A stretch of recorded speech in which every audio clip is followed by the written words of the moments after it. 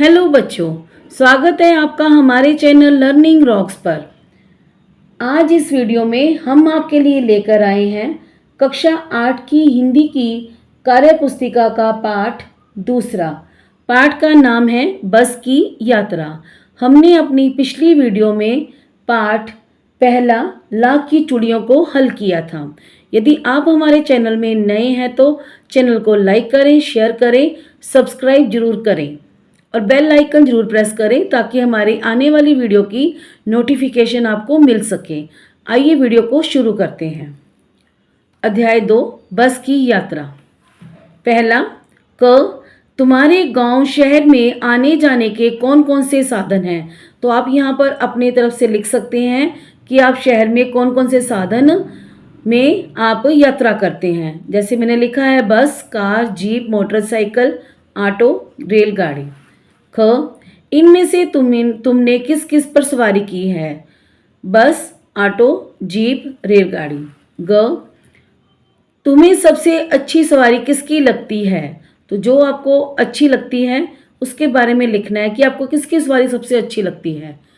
तो मैंने लिखा है मुझे रेलगाड़ी में बैठना सबसे अच्छा लगता है क्योंकि रेलगाड़ी बहुत आरामदायक, सुरक्षित और सस्ती होती है।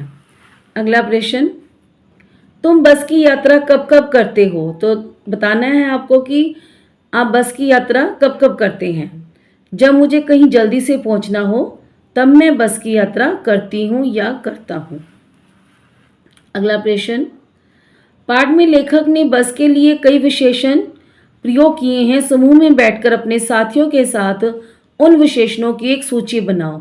तो आप पहले इस किताब को पढ़ना, इस कहानी को पढ़ना, फिर उसके बाद उसमें से छांट के लिखना विशेषण।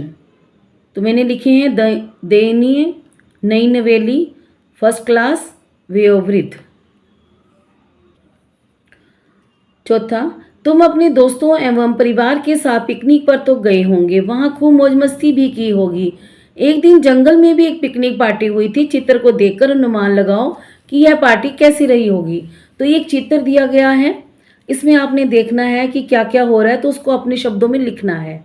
मैंने लिखा है एक दिन जंगल में एक पिकनिक पार्टी हुई, उसमें जिराफ, शेर, जेब्रा, हाथी, बंदर, भालू शामिल थे। सबने खूब मस्ती की, भोजन मिलकर खाया, फिर बस में बैठकर घर चल दिए। भालू है जो बस चला रहा था। अगला प्रश्न, इस आदमी के साहस और बलिदान भावना का सही उपयोग नहीं हो रहा। इस पंक्ति में रेखांकित शब्द किसके लिए आए हैं। तो इसका उत्तर है कंपनी के हिस्सेदार के लिए। अगला प्रश्न, क्या तुम अपने घर कभी बस या वाहन के खराब होने के कारण देरी से पहुंचे हो। अगर हाँ तो घर पहुंचने पर तुम्हारे साथ क्या क्या हुआ, इसको अपने शब्दों में लिखो। तो इसको भी आप खुद से बना सकते हैं कि कभी आप लेट आए हो, कैसे लेट आए हो, बस खराब होगी हो तो आपको कैसा लगा, तो उसके बारे में आपने यहाँ लिखना है। तो मैंने लिखा है एक बार मैंने अंबाला से अपने घर जाने के लिए बस ली, पर बस रास्ते में खराब हो गई। मैं बहुत देर से घर पहुंची, मेरे घर वाले बहुत परेशान हो गए थे। सातवां प्रश्न, लेखक को छोड़ने आए लोग बस में बैठने की तुलना किससे कर रहे थे और क्यों। इसका उत्तर है मृत्यु से कर रहे थे क्योंकि बस की हालत बहुत खराब थी। अगला प्रश्न, पाठ की शुरुआत से अंत तक लेखक ने बस के बारे में जो बातें बताई हैं उनमें से तुम्हें जो अच्छी लगी हो इन्हें लिखें। तो आपने सबसे पहले कहानी को पढ़ना अच्छी तरह से और उसमें जो आपको लगे तो उसको यहाँ पर आपने लिखना है। मैंने यहाँ से निकाल के लिखा है इंजन स्टार्ट हो गया लेकिन ऐसा लगा बस एक इंजन हो। दूसरा, निकल जाओ बेटी, अपनी तो इतनी उम्र ही नहीं रही। तीसरा, झील को आता देख लगता है लेखक सोचता है अब तो यह अवश्य इसमें गोता लगा जाएगी। चौथा, बस अनुभवी है, नई नवेली बसों से ज़्यादा विश्वसनीय हैं। नौवां प्रश्न, सीट की बॉडी से असहयोग चल रहा था क्यों।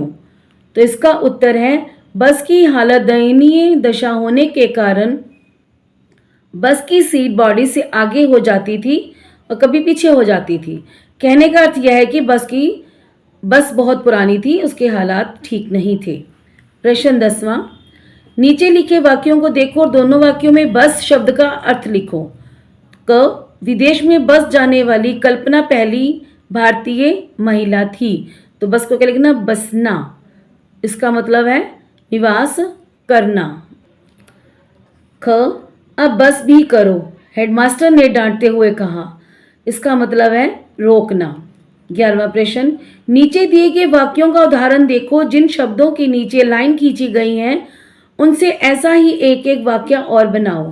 क, वह टायरों की हालत जानते हैं फिर भी जान हथेली पर लेकर इसी बस से सफ़र कर रहे हैं। तो जो ये लिखा हुआ है फिर भी, तो इसके बारे में हमने अब यहाँ पर अपने वाक्य से बनाना है। अब हमारा वाक्य, तुम्हारा वाक्य, झूठ बोलना बुरी बात है फिर भी तुम झूठ बोलने से हटते नहीं। ख, यदि नानी कुछ और कर रही होती तो नाना घर को सिर पर उठा लेते। तो हमारा वाक्य बनाया हमने, यदि तुमने मेरी सहायता नहीं की होती तो मेरा क्या बनता। तो ये आप खुद से भी बना सकते हैं। ग, पहले स्कूल का काम खत्म करो फिर नानी के घर की बात। तुम्हारा वाक्य, पहले तुम खाना खाओ फिर बाहर खेलने जाना। अगला, इधर छुट्टियां शुरू होती उधर नानी के घर जाने की तैयारी होने लगती। तुम्हारा वाक्य, इधर टीचर क्लास से बाहर आई उधर बच्चे शोर मचाने शुरू हो गए। आज हमने इस वीडियो में कक्षा 8 की हिंदी की कार्यपुस्तिका का पाठ दूसरा हल किया है। हमने अपनी पिछली वीडियो में पाठ पहला हल किया था। अब हम अपनी अगली वीडियो में पाठ तीसरा दीवानों की हस्ती को हल करेंगे। यदि आपको वीडियो अच्छी लगी हो तो वीडियो को लाइक करें, शेयर करें, सब्सक्राइब जरूर करें। धन्यवाद।